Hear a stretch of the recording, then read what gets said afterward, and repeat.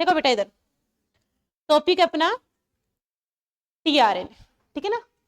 दो आरएनए के बारे में हमने पढ़ लिया है और थर्ड जो है अपना कौन सा है, टीआरएनए। इस टीआरएनए का पूरा नाम क्या है, ट्रांसफर आरएनए। क्या है बेटा इसका पूरा नाम, ट्रांसफर आरएनए, ठीक है। अब इसके बारे में हमें ज्यादा तो नहीं पढ़ना, बट इसकी स्ट्रक्चर के बारे में पढ़ना है, जितना सिलेबस में हमें पढ़ना है। इसके करेक्ट मतलब किस तरीके से सिंथेसाइज हो रहा है, कहाँ पे बन रहा है, क्या इसकी स्ट्रक्चर है, ठीक है ना। तो इन सभी चीजों के बारे में हमें क्या करना है, पढ़ना है। आज की क्लास में आरएनए के टाइप्स कंप्लीट होंगे। कल हम पढ़ेंगे डीएनए की पैकिंग कैसे होती है यूकेरियोट्स कोशिका के अंदर, ठीक है। तो कल का टॉपिक अपना सेपरेट रहेगा, इसको हम आज ही की क्लास में क्या करते हैं, कंप्लीट, ठीक है। एक बार हम क्लास में पढ़ लेते हैं, फिर जैसे ही 5-10 मिनट बचेंगी तो कल क्या पढ़ाया गया था, आपको काम भी तो दिया गया था ना, याद करके आना है, आपको दिया गया था, ठीक है ना। तो वो भी हमें पूरा करना है, ठीक है। इधर देखिए, इसका नाम क्या है बेटा, ट्रांसफर आरएनए, या हिंदी में क्या बोला जाता है इसको, स्थानांतरण आरएनए, ठीक है ना। इससे रिलेटेड एक क्वेश्चन भी दिया गया था, ठीक है ना। ट्रांसफर आरएनए का काम क्या है, ये भी तो दिया गया था, एक क्वेश्चन दिया गया था। किसी बच्चे ने तो बहुत अच्छा लिखा लिखा भी है, किसी ने नहीं भी लिखा, ठीक है ना। तो क्या काम इसका मैं बताती हूँ। देखो बेटा, देखो पहली बात तो ये बनता क्या है, टीआरएनए जो है वो किसके द्वारा बनाया जाता है, RNA polymerase third, RNA polymerase third enzyme के द्वारा। आरएनए पॉलीमरेज वो एंजाइम होते हैं जो डीएनए से पढ़कर क्या बना रहे होते हैं बेटा, आरएनए, ठीक है ना। तो यहाँ पे आरएनए पॉलीमरेज थर्ड है, और आरएनए पॉलीमरेज थर्ड जो होता है वो डीएनए से क्या बनाता है, टीआरएनए का क्या करता है, फॉर्मेशन, ठीक है। ये जो आरएनए होते हैं ये आप देखोगे 75 से 95 न्यूक्लियोटाइड आपको लॉन्ग देखने को मिलेंगे। कितने देखने को मिलेंगे, 75 से 95 न्यूक्लियोटाइड। न्यूक्लियोटाइड का मतलब आप सब जानते हो, डीएनए के अंदर क्या पाए जाते हैं, न्यूक्लियोटाइड। और एक न्यूक्लियोटाइड के अंदर आप देखोगे आपको शुगर देखने को मिल रही है, फॉस्फेट ग्रुप देखने को मिल रहा है, प्लस नाइट्रोजनस बेस देखने को मिल रहा है। तीनों मिलकर क्या बना रहे हैं, न्यूक्लियोटाइड। तो न्यूक्लियोटाइड की संख्या बेटा कितनी हो सकती है, 75 से 95 आपको देखने को मिलेगी, ठीक है। ये जो टीआरएनए है इनको अडेप्टर मॉलिक्यूल भी बोला जाता है बेटा, क्या बोला जाता है, अडेप्टर मॉलिक्यूल,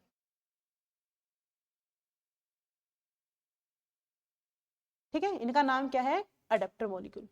अब ये करते क्या है, देखो जी किसी भी आरएनए की बात कर रहे हो, जी हमने एमआरएनए पढ़ा है, सी आरआरएनए पढ़े हैं, जी हम क्या पढ़ रहे हैं, टीआरएनए। तीनों ही कलेक्टिवली किसमें काम कर रहे हैं, प्रोटीन सिंथेसिस में। किसमें काम कर रहे हैं बेटा, प्रोटीन सिंथेसिस। अडेप्टर मॉलिक्यूल इसलिए बोला जाता है, देखो बेटा इनको, ये क्या करते हैं, जब प्रोटीन को सिंथेसिस किया जाता है, और प्रोटीन जो सिंथेसिस हो रही है वो कहाँ पे हो रही है बेटा, साइटोसोल में। कहाँ हो रही है, साइटोसोल में। साइटोसोल में आप देखते हो इस तरीके से न्यूक्लियस से एमआरएनए को भेजा जाता है, ठीक है ना। और एमआरएनए जब साइटोसोल में आ जाएगा, साइटोसोल में जब आता है तो उसके ऊपर बेटा राइबोसोम बाइंड होते हैं, इस तरीके से क्या बाइंड हो जाते हैं, राइबोसोम, ठीक है ना। अब राइबोसोम अगर वो प्रोकैरियोट्स में तो 70s टाइप के होंगे, अगर वो यूकेरियोट्स में तो कौन से होंगे, 80s टाइप के। वो तो सेल की, सेल कौन सी उस पर क्या कर रहा है, डिपेंड कर रहा है, ठीक है। होंगे तो राइबोसोम ही होंगे, तो कौन, राइबोसोम। अब ये जो टीआरएनए क्या करता है, ये टीआरएनए जो होता है वो अमाइनो एसिड को कैरी करता है, अमाइनो एसिड को क्या करता है, लाने का काम करता है, ठीक है ना। ऐसे आप देखोगे ये जो टीआरएनए होता है वो अपने सर के ऊपर ऐसे अमाइनो एसिड को बैठा के लेके आता है बेटा, ठीक है ना। अपने सर के ऊपर अमाइनो एसिड को बैठाएगा और बैठा के उनको लाके, ये आप देखोगे जो अमाइनो एसिड लेके आता है उसी, उससे क्या किया जाता है, आगे की तरफ क्या बनाई जाती है, प्रोटीन। कैसे बनाई जाती है बेटा, देखो ये जो बेटा एमआरएनए जो होता है ना, एमआरएनए में क्या होते हैं, कोडोन होते हैं, क्या होते हैं, कोडोन।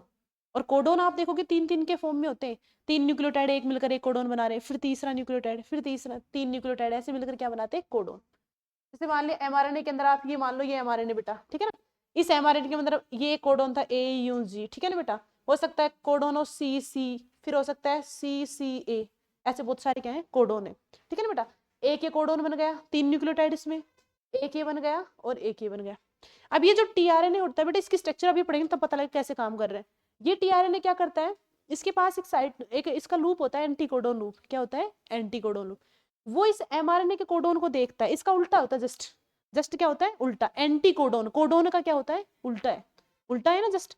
वो किसके पास पाया जाता है, टीआरएनए के पास। टीआरएनए आता है, इस कोडोन को देखता है, इसका टीआरएनए का एंटीकोडोन यहाँ से जुड़ता है, फिर वो एमआरएनए के कोडोन को पढ़ेगा, फिर देखेगा अच्छा AUG कोडोन है, इसका मतलब मुझे लाना है मिथियोनिन। क्या लाना है? मिथियोनिन अमाइनो एसिड लेके आना है। फिर ये अपने सर के ऊपर किसको बैठा के लेके आएगा? मिथियोनिन को। फिर यहाँ पे छोड़ देगा, यहाँ पे ये जैसे इसको जोड़ दिया जाएगा।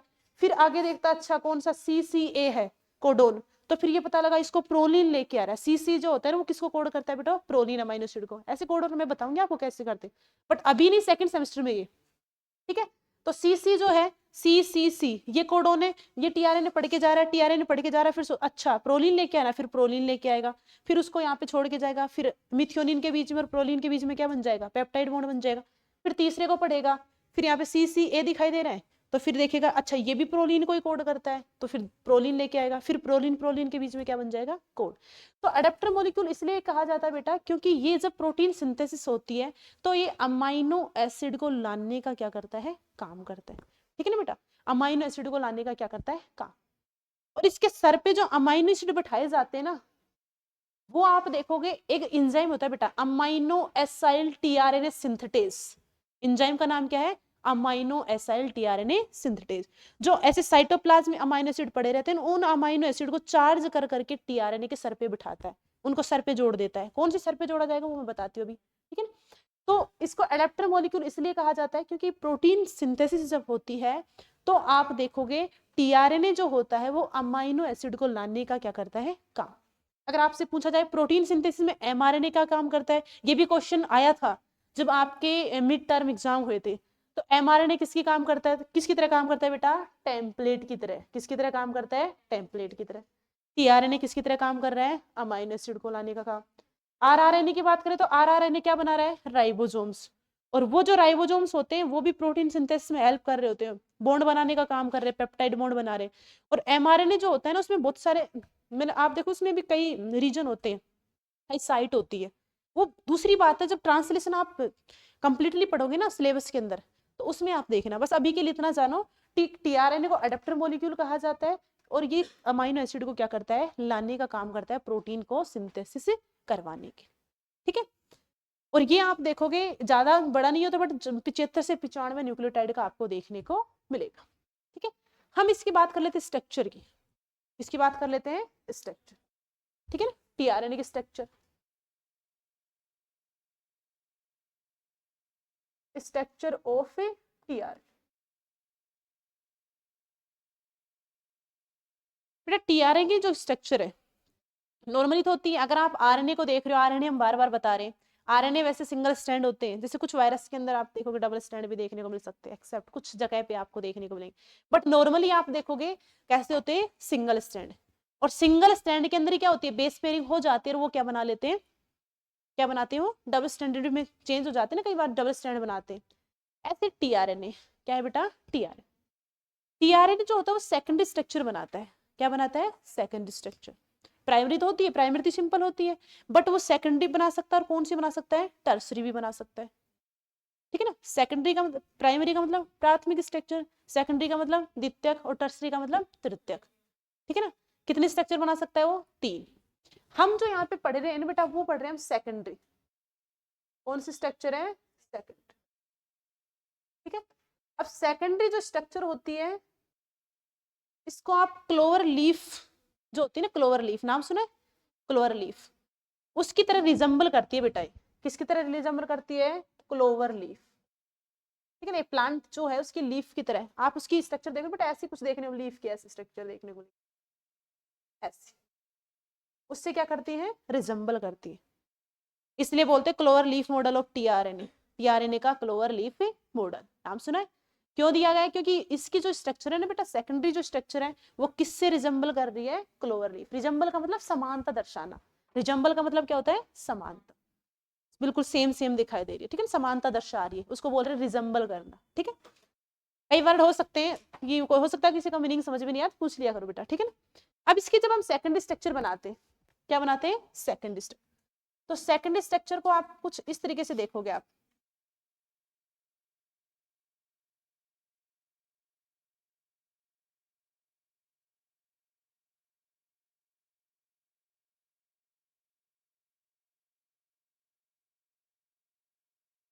ठीक है बेटा।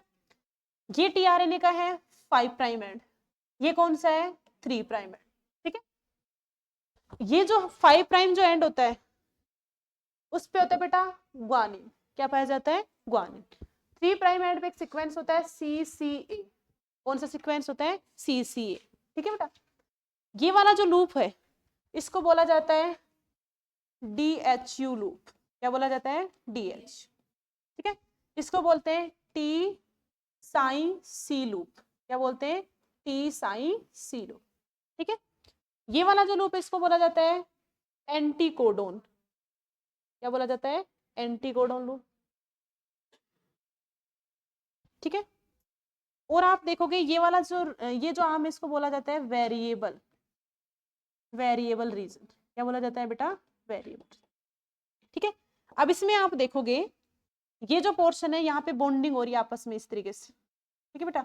यहाँ पे भी आप देखोगे क्या हो रही है, यहाँ पे बॉन्डिंग हो रही है, ठीक है। यहाँ से लेके यहाँ तक बॉन्डिंग है, आगे में बॉन्डिंग नहीं हो रही है। देखा आगे ये जो 3 वाला जो पोर्शन है वो थोड़ा बड़ा है, निकला हुआ है, तो इसका मतलब ये इसके बीच में क्या नहीं हो रही है, पेयरिंग नहीं हो रही, क्या नहीं हो रही बेटा, पेयरिंग, ठीक है।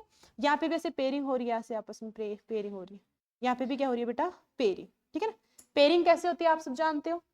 देखो जब ये सिंगल स्टैंड होता है तो ये क्या नहीं करता, पेयरिंग नहीं करता ना बेटा। पेयरिंग सिंगल स्टैंड में किससे पेयरिंग करेगा, नहीं करेगा। बट जब ये सेकंड स्ट्रक्चर बनाता है ना तो देखो अपने आप को ऐसे फोल्ड कर लेगा, हेयर पिन लूप जैसे स्ट्रक्चर बनाता है। कैसे स्ट्रक्चर बनाता है, hairpin loop, hairpin loop, hair की पिन जैसा लूप की जैसे स्ट्रक्चर बना रहा है। देखो यहाँ पे देखो इसका 5 प्राइम था, ऐसे फोल्ड हो गया। देखो हो सकता है G के सामने C आया होगा, यहाँ पे बॉन्डिंग कर ली होगी, ठीक है ना। और आप देखोगे A के सामने कौन आया होगा, U आया होगा तो बॉन्डिंग कर ली होगी, G के सामने C आ गया होगा तो भी क्या कर ली होगी, बॉन्डिंग।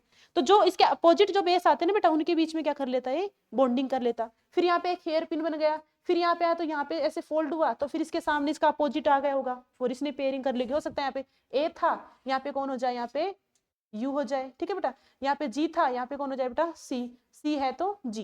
जो अपोजिट आ रहे हैं ना उससे क्या कर रहा है, पेयरिंग। इधर भी देखो, यहाँ पे भी, इधर देखो, यहाँ पे भी हो रहा है। बट ये वाला जो सिरा देखो यहाँ पे, ये देखो अलग से है, CCA दिखा रखा है, मतलब ये सिंगल स्टैंड है बेटा, ये किसी के साथ भी क्या नहीं कर रहा है, पेयरिंग, ठीक है। नॉर्मल जो RNA होता है ना वो सिंपल ऐसे आपको देखने को मिलेगा, पॉलीन्यूक्लियोटाइड स्ट्रक्चर है। और ये भी देखना RNA जो होता है वो चारगाफ रूल को फॉलो नहीं करता, DNA ही चारगाफ रूल को फॉलो कर रहा होता है। चारगाफ रूल जानते हो, चारगाफ ने क्या कहा था, चारगाफ एक साइंटिस्ट का नाम है, वो क्या कह रहे थे कि जितने भी DNA के अंदर जितने एडेनिन होंगे उतनी ही मात्रा किसकी होनी चाहिए, थायमिन की। जितना थायमिन है उतना ही एडेनिन, और जितना अगर ग्वानिन है उतना ही साइटोसिन, और जितना साइटोसिन उतना ही क्या होना चाहिए, ग्वानिन। बट ऐसा RNA के अंदर फॉलो नहीं होता। कभी भी जो एडेनिन होगी उसकी मात्रा यूरेसिल के बराबर नहीं होगी, क्योंकि थायमिन तो RNA में पाया नहीं जाता ना। और कभी भी आप देखोगे ग्वानिन की मात्रा किसकी बराबर नहीं होगी, साइटोसिन, ठीक है बेटा। तो चारगाफ का जो रूल होता है वो RNA फॉलो नहीं करता। एक क्वेश्चन बहुत अच्छा ये भी दिया गया था आपको कि DNA और RNA में अंतर बताइए। कुछ लोगों ने बहुत अच्छा आंसर लिखा है, वो मैं बताऊंगी आपको, ठीक है। थोड़ा पेशेंस रखो आप, 1-2 दिन के बाद देखो। अब देखो बेटा इधर, अब क्या काम है, देखो बेटा ये जो लूप होता है ना बेटा, पहले हम बात कर लेते हैं 5 प्राइम एंड की। किसकी बात कर लेते हैं, 5 प्राइम। 5 प्राइम एंड पे क्या प्रेजेंट है बेटा, ग्वानिन, क्या प्रेजेंट है, ग्वानिन, ठीक है ना। इसके 5 प्राइम एंड पे ग्वानिन प्रेजेंट होता है, इसलिए यहाँ पे G लिखा हुआ है, ठीक है। अब इसकी तरफ आप जाओगे, आपको एक लूप दिखाई देगा, आवाज नहीं, इसकी तरफ आपको क्या दिखाई देगा, एक लूप दिखाई देगा। इस लूप को हम बोलेंगे DHU लूप। ये जो लूप होता है ना बेटा, ये आप देखोगे इसके अंदर, आप देखो जो 7 न्यूक्लियोटाइड का ये है, 7 बेस पे इसके अंदर देखने को मिलेंगे। इसमें मॉडिफाई आपको यूरिडिन देखने को मिलेगा। क्या देखने को मिलेगा, मॉडिफाई यूरिडिन। मॉडिफाई क्या देखने को मिलेगा, यूरिडिन। कैसे देखो, DHU को बोलते हैं हम डाई हाइड्रो यूरिडिन। क्या बोलेंगे बेटा, डाई हाइड्रो यूरिडिन। मतलब आप देखोगे शुगर के साथ कौन जुड़ा हुआ है, यूरिडिन, यूरेसिल। कौन जुड़ा हुआ है बेटा, यूरेसिल। उस स्ट्रक्चर को आप क्या बोल रहे हो, यूरिडिन। क्या बोल रहे हो, यूरिडिन। बोल रहे हो, नहीं बोल रहे हो। अब इसमें इसको मॉडिफाई कर दिया गया बेटा, क्या कर दिया गया, मॉडिफाई। और मॉडिफाई करने पर यहाँ पे कौन सा बेस आ गया, यहाँ पे डाई हाइड्रो यूरिडिन। कैसे देखो, इसलिए इसका नाम दे दिया गया यहाँ पे DHU लूप। क्या नाम दे दिया गया है, DH। कैसे देखो, जो नॉर्मल अगर आप देखते हो, नॉर्मल जो अपनी ये शुगर है बेटा, ठीक है ना, इस तरीके से, ठीक है ना। और शुगर जो होती है उससे कौन जुड़ा हुआ होता है, यूरेसिल। कौन जुड़ा होता है, यूरेसिल। थोड़ा बड़ा करके बनाते हैं इसको, छोटा करते हैं इसको।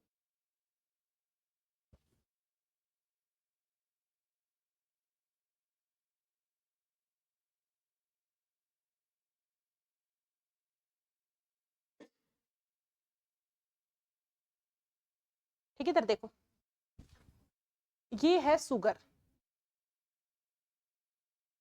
ये क्या है बेटा, शुगर, ठीक है ना। और डीएनए के अंदर, सॉरी आरएनए के अंदर कौन सी शुगर पाई जाती है, राइबोस। कौन सी शुगर पाई जाती है बेटा, राइबोस, ठीक है। ये कौन सी शुगर है, राइबोस।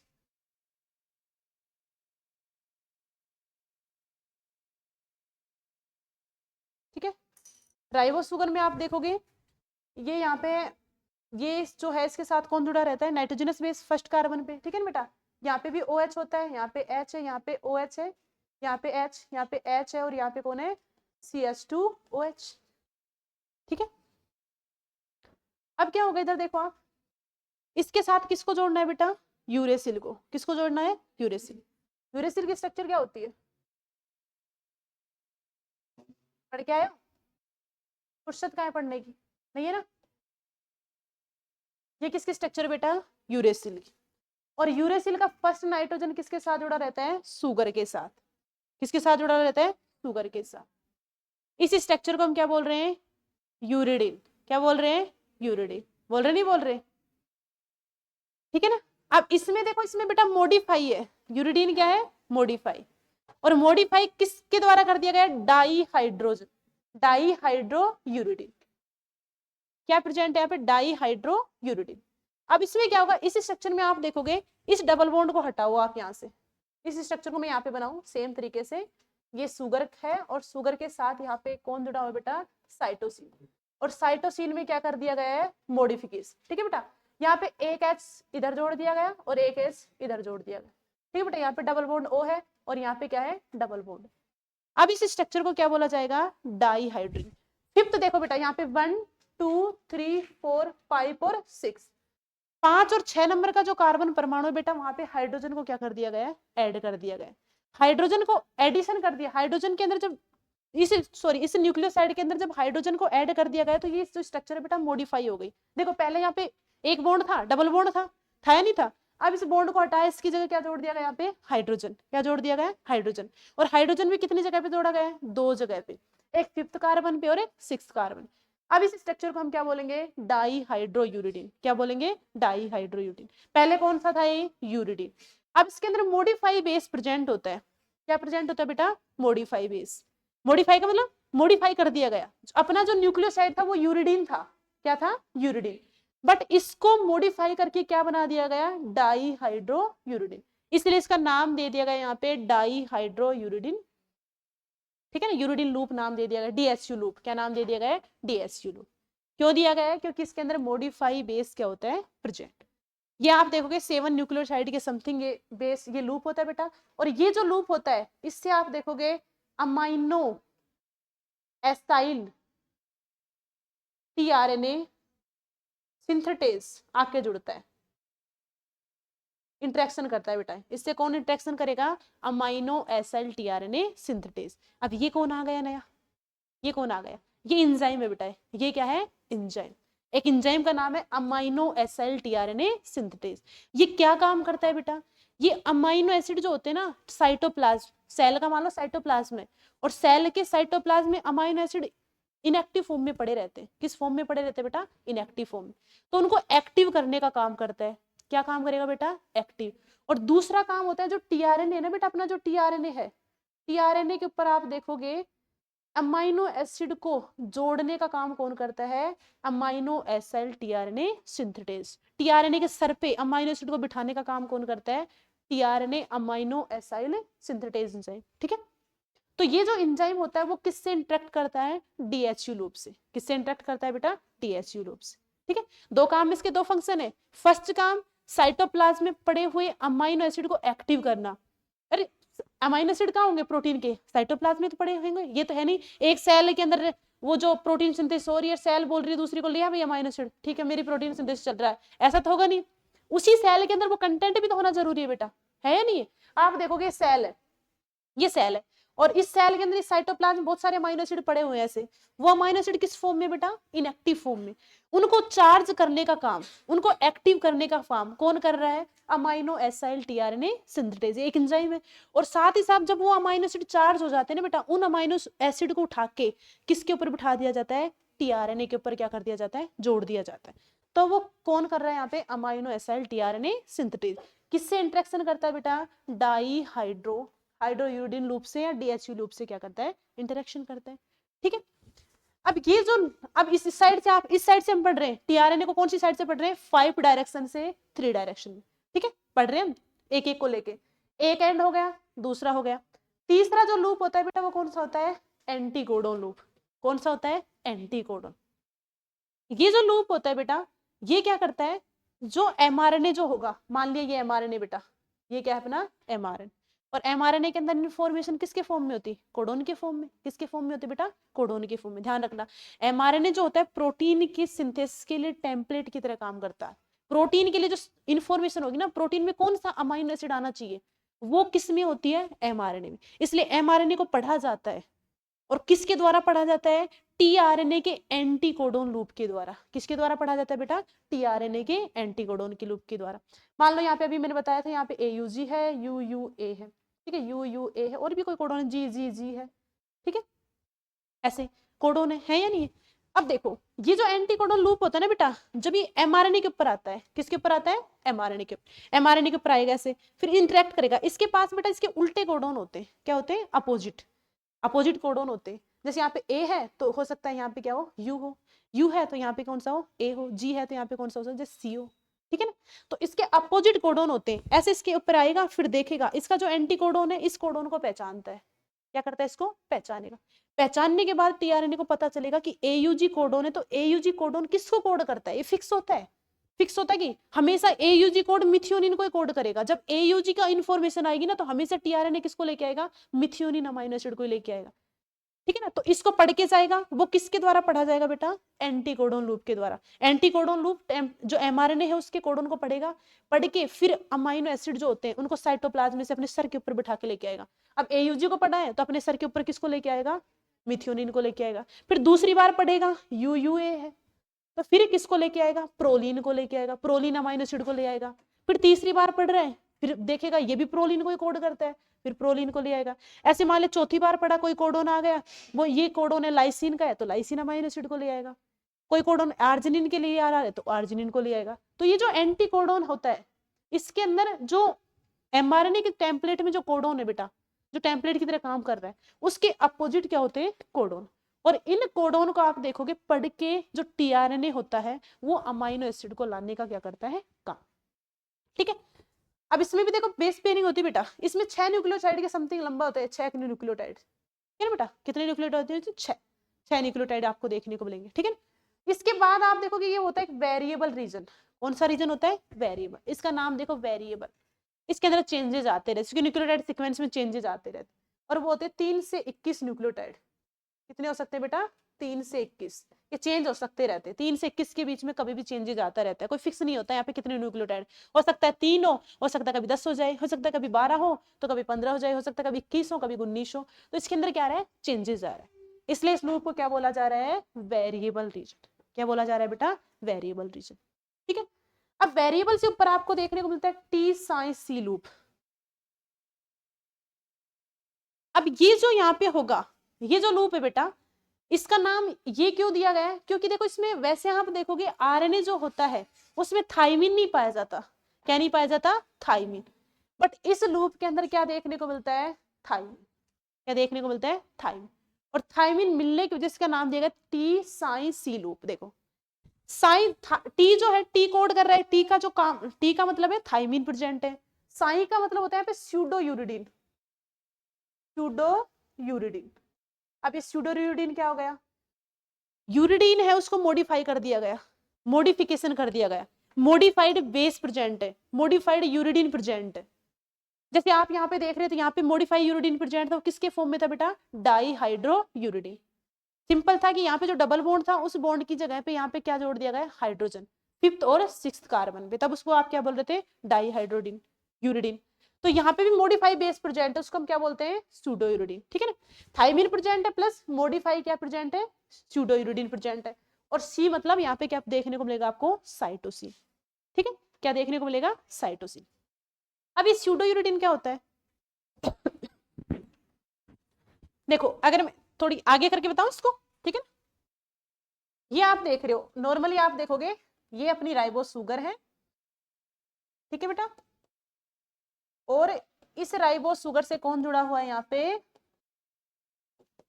यूरेसिल। कौन जुड़ा हुआ है बेटा, यूरेसिल। यूरेसिल इस तरीके से जुड़ा हुआ है,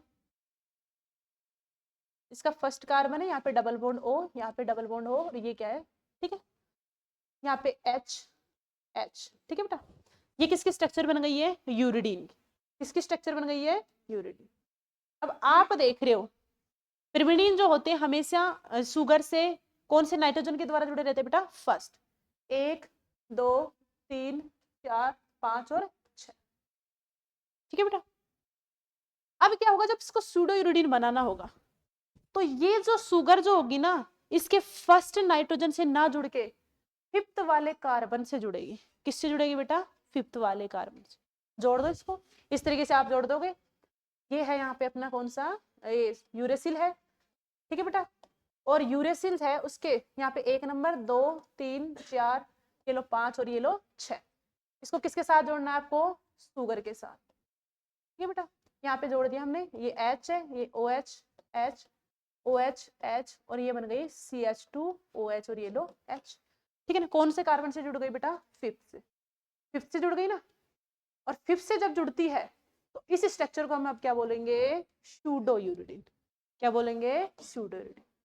इतना सा डिफरेंस इसमें। ठीक है ना, तो यूरिडीन को यहाँ पे क्या कर दिया गया है, मॉडिफाई कर दिया गया। क्या कर दिया गया बेटा, मॉडिफाई, पोजीशन चेंज हो गई। पहले यूरिडीन के अंदर जो नाइट्रोजन था, फर्स्ट पोजीशन पे जो नाइट्रोजन था, वो शुगर के फर्स्ट कार्बन के साथ कौन सा बॉन्ड बना रहा था, ग्लाइकोसाइड बना रहा था, नहीं बना रहा था।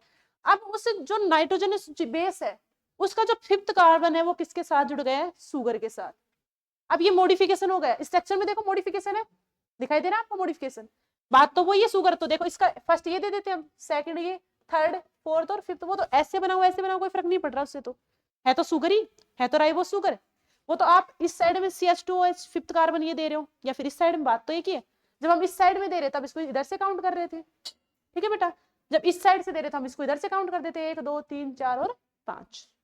तो यहाँ पे आप देखोगे, अब यहाँ पे शुगर का तो कार्बन फर्स्ट, और जो बेस है उसका कौन सा है, कार्बन 5, उनके बीच में क्या बना है, बॉन्ड। ठीक है ना, अब इस स्ट्रक्चर को हम क्या बोलेंगे, सूडो यूरिडीन। तो ये क्या है कि मॉडिफाई बेस, क्या है, मॉडिफाई बेस। हालांकि केमिस्ट्री पढ़ते हो, बहुत अच्छे से केमिस्ट्री आती है आपको, मुझे इतनी नहीं आती जितनी आपको आती।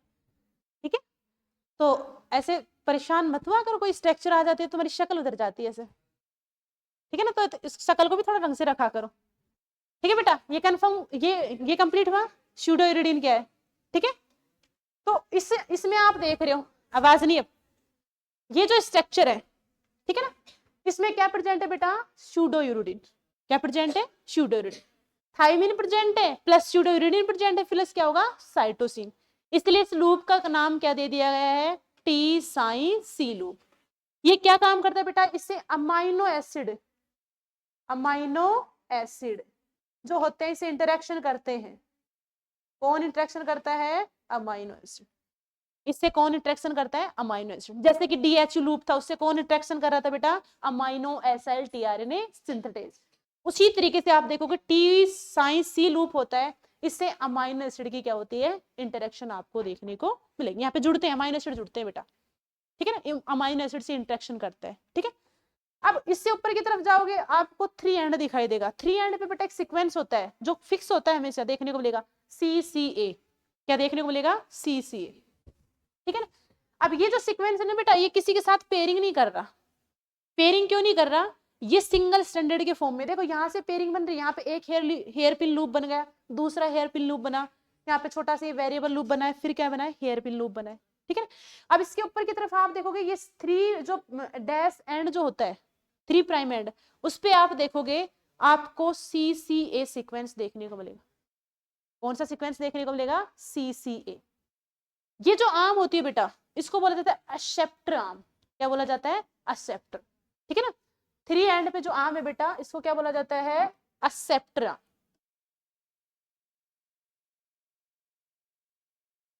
ठीक है, ध्यान रखना इस बात का। एक्सेप्टर आर्म का काम क्या होता है? अभी मैं बार बार बोल रही हूँ कि टीआरएनए जो होता है अपने सर पे अमाइनो एसिड को बैठाने का काम करता है। अपने बड़े प्रोटीन के लिए अमाइनो एसिड को अपने सर पे बैठाता है और बैठा के फिर लेके आता है उनको, बड़ी इज्जत के साथ लेके आता है, भाई चलो प्रोटीन बनानी है। अब वो सर पे, कौन से सर पे बैठते हैं?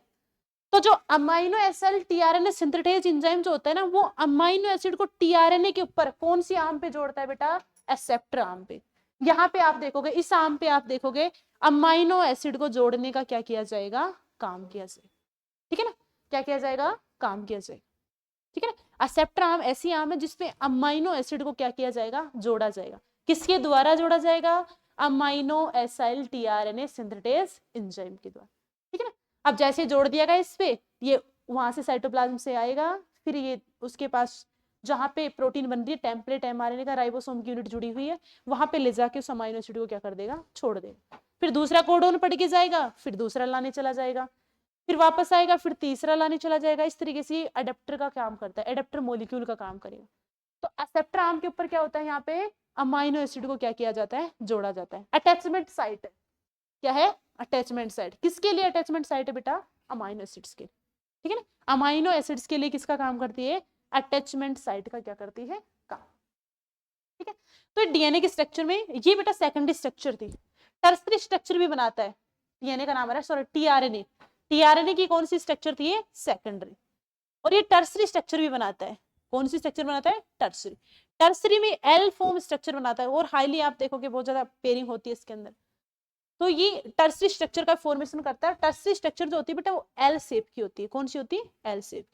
और सेकेंडरी स्ट्रक्चर आपको ऐसी देखने को मिलेगी जिसके अंदर आपको अलग अलग रीजन देखने को मिलेंगे। फ्राई प्राइम एंड, फिर आपको देखने को मिलेगा डीएचयू लूप, फिर एंटीकोडोन लूप, फिर वेरिएबल लूप, फिर आपको टी साइन सी लूप। ठीक है ना? फिर आपको देखने को मिलेगा यहाँ पे 3 प्राइम एंड या एक्सेप्टर। हाँ, सभी का क्या है? अलग अलग है फंक्शन। ठीक है, क्लियर हुई ये बात? क्लियर हुई बेटा?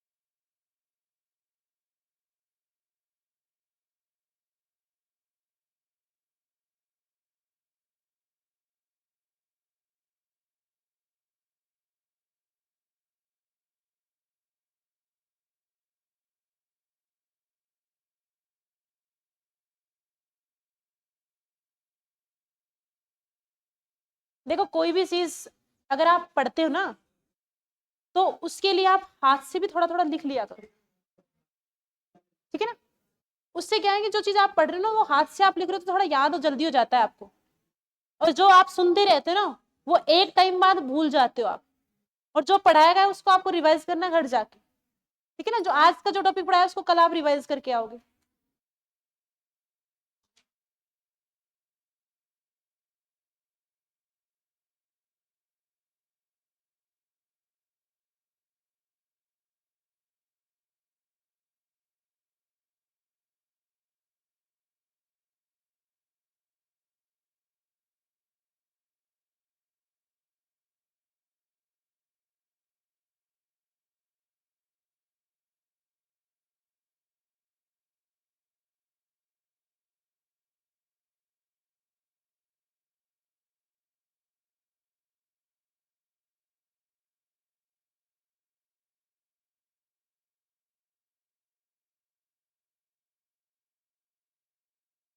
ये तो बात हुई बेटा टीआरएनए के बारे में, ठीक है ना। और अगर आप बात करते हो इसकी टर्सरी स्ट्रक्चर की, ठीक है ना बेटा, 3D स्ट्रक्चर की अगर बात कर रहे हो,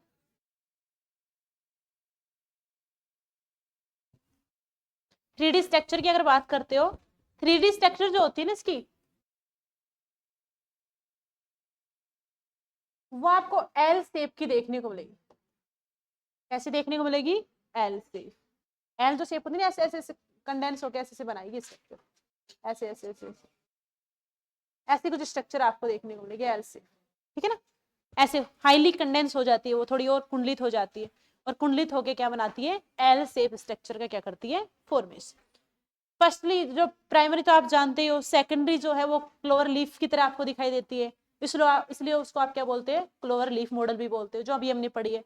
और टर्सरी स्ट्रक्चर आपको कैसी देखने को मिलेगी? एल शेप देखने को मिलेगी, ठीक है ना। अब एक आरएनए और होते हैं आपके सिलेबस में जो है, इतना ही बताया जा रहा है। एक होते हैं बेटा एसएनआरएनए, ठीक है ना। क्या नाम इनका? एसएनआर। ऐसे तो आरएनए बहुत सारे एमआईआरएनए होते हैं, ये अकेले नहीं है। जैसे आप देखोगे एमआईआरएनए होते हैं, ठीक है बेटा। एक होते पीवीआरएनए, एक होते एसएनओआरएनए, ठीक है। एक जिसको आप बोलते हो एचएनआरएनए। तो ऐसे तो बहुत सारे होते हैं, बट जो सिलेबस में अपना वो है एसएनआरएनए। क्या है? एसएनआर। टी तो तीन तो आपने पढ़ी है, एमआरएनए, टीआरएनए और आरआरएनए। तीनों की स्ट्रक्चर भी पढ़ी है डिटेल में, क्या काम कर रहे हैं, कौन सा एंजाइम सिंथेसाइज कर रहा है, इतना तो आपने पढ़ा ही है। एक होते हैं एसएनआरएनए, इनको बोला जाता है बेटा स्मॉल न्यूक्लियर आरएनए। क्या बोला जाता है? Small nuclear RNA. न्यूक्लियस में पाए जाते हैं। नाम देखो बेटा इनका नाम, स्मॉल न्यूक्लियर आरएनए। कहाँ पे मिल रहे हैं आपको? न्यूक्लियस के अंदर देखने को मिलेंगे। कहाँ पे देखने को मिलेंगे? न्यूक्लियस के। क्या काम करते हैं ये भी? आर नॉन कोडिंग आरएनए होते हैं, ठीक है ना। सारे के सारे कैसे बेटा? नॉन कोडिंग आर, ठीक है ना। अब ये नॉन कोडिंग आरएनए न्यूक्लियस के अंदर देखने को मिल रहे हैं, क्या काम कर रहे हैं, इनका फंक्शन क्या है, ठीक है। तो मैंने अभी जब एमआरएनए जब पढ़ाया था लास्ट क्लास में, तो मैंने बताया था कि जो एमआरएनए वो बनता है शुरुआत में, वो एमआरएनए कैसा होता है बेटा? एचएनआरए, हिट्रोजीनस आरएनए। क्या होता है बेटा? Heterogeneous RNA. अगर हम बात करें कि जो एमआरएनए होता है जब उसको बनाया जाता है तो उसके अंदर दो चीजें होती है। कितनी चीजें होती है? दो होती है, नहीं होती? कुछ होते हैं एक्सॉन्स और कुछ होते हैं बेटा इंटरॉन्स, ठीक है। अब ये मान लो ये थोड़ा डार्क कलर से आपको दिखा रही है, सारे के सारे क्या है? इंटरॉन, ठीक है। ये और जो बीच में आपको थोड़ा लाइट फॉर्म में आपको दिखाई दे रहा है इसको हम क्या बोलेंगे? एक्सॉन, ठीक है। जब एमआरएनए बनाया जाता है, जब एमआरएनए जब बनता है तो उसमें कितनी चीजें होती हैं? दो। एक होता है इंट्रोन और दूसरा एक्सोन। इंट्रोन कैसे होते हैं बेटा? Non coding part. कैसे होंगे? Non coding part. और एक्सोन्स कैसे होंगे बेटा? Coding part. और अब इनको हटाने के लिए एक्सोन्स को रिमूव करना होगा। इस जो एचएनआरएनए बना है, हिट्रोजीनस जो आरएनए बना है अपना, ये हिट्रोजीनस आरएनए, ठीक है। ये जो हिट्रोजीनस आरएनए बेटा, इससे हमें क्या करना है? इंट्रोन को क्या करना है? रिमूव करना है। रिमूव क्यों करना है? क्योंकि नॉन कोडिंग पार्ट है, कोई काम आने वाला नहीं है। प्रोटीन के लिए कोड भी नहीं करेगा। और फिर नॉन कोडिंग पार्ट को अगर हम एमआरएनए में रखेंगे तो एमआरएनए की लेंथ बहुत ज्यादा हो जाएगी, और ज्यादा लेंथ का एमआरएनए है वो अनस्टेबल होता है। क्या होता है? अनस्टेबल। तो ऐसा तो हम कर नहीं रह सकते, किसी चीज को स्टेबिलिटी तो प्रोवाइड करनी है, और स्टेबिलिटी प्रोवाइड भी करनी है, साथ ही साथ इस नॉन कोडिंग पार्ट को क्या करना है? हटाना है। और जब इनको हटाया जाएगा, बीच में से इसको काटा गया, इसको हटाया गया, इसको काटा गया, इसको हटाया गया, तो बीच बीच में एक्सोन्स के क्या बच जाएंगे बेटा? टुकड़े बचेंगे, नहीं बचेंगे? उन टुकड़ों को आपस में क्या करना है? लाइगेट। क्या करना है? लाइगेट। ठीक है ना? In removal of intron and ligation of exons, वो कौन सी प्रोसेस के द्वारा किया जाता है बेटा? स्प्लाइसिंग। इसके द्वारा किया जाता है स्प्लाइस। उस स्प्लाइसिंग में जो काम आते हैं वो आते हैं स्मॉल न्यूक्लियर आरएनए। कौन होते हैं? Small nuclear RNA. अब ये अकेले काम नहीं करते स्प्लाइसिंग, ये अकेले काम नहीं करते, तो कौन कौन काम करेगा? ये अगर आप देखोगे बेटा, ये जो न्यूक्लियर एसएनआरएनए होते हैं वो आप देखोगे 5 प्रकार के होते हैं। कितने टाइप के होते हैं बेटा? 5। ठीक है। कौन कौन से होते हैं? एक होता है U1, U2, U4, U5 और U6। 5 प्रकार के आपको क्या देखने को मिलते हैं? एसएनआरएनए। अब इसका नाम यू से क्यों दिया गया? क्योंकि इसके यूरेसिल रिच होते हैं, यूरेसिल का जो क्वांटिटी होती है बेटा वो बहुत ज्यादा पाई जाती है, इसलिए इनका नाम दे रखा है U1, U2, U3, U3 नहीं होता सॉरी, U4, U5 और U6। ये अकेले काम नहीं करते, ये कुछ प्रोटीन्स के साथ काम करते हैं। लाइक 50 टाइप्स की प्रोटीन हो सकती है, डिफरेंट टाइप्स की और भी हो सकती है, बट ये कुछ प्रोटीन्स के साथ काम करते हैं। और ये जो स्मॉल न्यूक्लियर एसएनआरएनए, कौन कौन है? एसएनआरएनए प्लस ये प्रोटीन मिलकर ये बनाते हैं सिनरप्स। एसएनआर सिनरप्स क्या बनाते हैं? सिनरप्स। और ये जो सिनरप्स जो बनती है ना, ये बेटा इस एचएनआरएनए पे क्या हो जाती है? बाइंड, मशीनरी की तरह काम करती है। और ये क्या करती है? इंट्रॉन को हटाती जाएगी, एक्सोन को लाइगेट करती जाएगी, इंट्रॉन को हटाएगी और एक्सोन को क्या करती जाएगी? ऐड करती जाएगी। तो जो एसएनआरएनए जो होते हैं वो कहाँ पे पाए जाते हैं? न्यूक्लियस के अंदर पाए जाते हैं। क्या काम इनका? स्प्लाइसिंग में काम करते हैं। अगर आपसे पूछा जाए स्प्लाइसिंग क्या है, व्हाट इज स्प्लाइसिंग, तो रिमूवल ऑफ इंट्रॉन्स, इंट्रॉन को क्या कर देना? रिमूव कर देना। इंट्रॉन को रिमूव क्यों कर रहे हैं? क्योंकि एक ऐसा पार्ट है बेटा नॉन कोडिंग, और नॉन कोडिंग पार्ट को अगर किसी डीएनए या जीन के अंदर हम रखेंगे, आरएनए के अंदर रखेंगे, तो उसकी आरएनए की क्या होगी? लेंथ इंक्रीज होगी, वो स्टेबिलिटी को क्या करेगा? कम करेगा। इसलिए नॉन कोडिंग पार्ट को हटाएंगे और एक्सोन को क्या कर देंगे? लाइगेट। उस प्रोसेस को हम क्या बोल रहे हैं? स्प्लाइसिंग। ये स्प्लाइसिंग जो होती है उसमें काम में लिए जा रहे हैं एसएनआरएनए, जो डिफरेंट टाइप के आपको देखने को मिलेंगे, 5 टाइप्स के, U1, U2, U4, U5 U6। ये प्रोटीन के साथ मिलकर क्या बनाते हैं? सिनरप्स। नाम है बेटा SNRPS, नाम है, सिनरप्स शॉर्ट में बोलते हैं। क्या बोलते हैं? सिनरप्स शॉर्ट में। ठीक है ना? और ये सिनरप्स जो होते हैं वो इस एचएनआरएनए पे बाइंड होंगे और स्प्लाइसिंग के प्रोसेस को क्या करेंगे? कंप्लीट। ठीक है। एक होता है माइक्रो आरएनए, ये छोटे बेटा, ये भी नॉन कोडिंग आरएनए, बट बाकी सिलेबस में नहीं है। ठीक है ना? ये कैटालिटिक का फंक्शन करते हैं, ये एमआरएनए को डिग्रेड करने का भी काम करते हैं। एक होते हैं एसएनओ आरएनए, ये वैसे अपने सिलेबस में है नहीं, बस इतना ही अपने सिलेबस में आपको पढ़ना है आरआरएनए, एमआरएनए, टीआरएनए और एसएनआरएनए। एसएनआरएनए का बस फंक्शन बताया ना आपको, ज्यादा नहीं पढ़ना। स्प्लाइसिंग में कैसे काम कर रहे हैं, स्प्लाइसिंग के मैकेनिज्म हमें नहीं पढ़नी। स्प्लाइसिंग तब समझ में आएगी जब हम ट्रांसक्रिप्शन पढ़ के फिर स्प्लाइसिंग करवाएंगे, वो हम कब पढ़ेंगे? Second semester. एक होते हैं एसएनओ आरएनए बेटा, small nucleolar RNA, small nucleolar RNA. ठीक है बेटा, इनको हम क्या बोल रहे हैं? ये किसके अंदर पाए जाते हैं? न्यूक्लियोलस के अंदर पाए जाते हैं। ठीक है ना? ये क्या काम कर रहे होते हैं बेटा? ये जब आप देखते हो ना, अपना जो आरआरएनए होता है वो किसके फॉर्म में सब सिंथेसाइज होता है? 45S आरआरएनए के फॉर्म में सिंथेसाइज होता है या नहीं होता है? कल बताया था। और इस 45S को 28S plus 5.8S plus 18S में तोड़ने का कौन काम करता है? एसएनओआरएनए। कौन करता है? एसएनओआरएनए। ठीक है। तो ये अलग अलग जगह पे कोई रेगुलेशन का काम कर रहा है, कोई कैटालिटिक का काम कर रहा है, बट जो जितना अपने को पढ़ना है ना, ज्यादातर किसके बारे में पढ़ना है? एसएनआरएनए के बारे में। ठीक है ना? तो एसएनआरएनए जो होते हैं वो न्यूक्लियस के अंदर पाए जाते हैं, स्प्लाइसिंग में हेल्प कर रहे हैं। स्प्लाइसिंग क्या है? Removal of intron and ligation of exons. ठीक है। और ये आप देखो ये अकेले काम नहीं करते, ये किसके साथ मिलते हैं बेटा? सिनप्स प्रोटीन के साथ क्या होते हैं? मिलते हैं। और मिलने के बाद आप देखोगे ये स्प्लाइसिंग जो मशीनरी है उसका क्या करते हैं? यूज करते हैं। ठीक है। ये आरएनए के बारे में क्या हुआ? कंप्लीट। कल की जो क्लास होगी उसमें पढ़ेंगे पैकेजिंग ऑफ डीएनए, डीएनए को पैक कैसे किया जाता है यूकैरियोटिक कोशिकाओं के अंदर।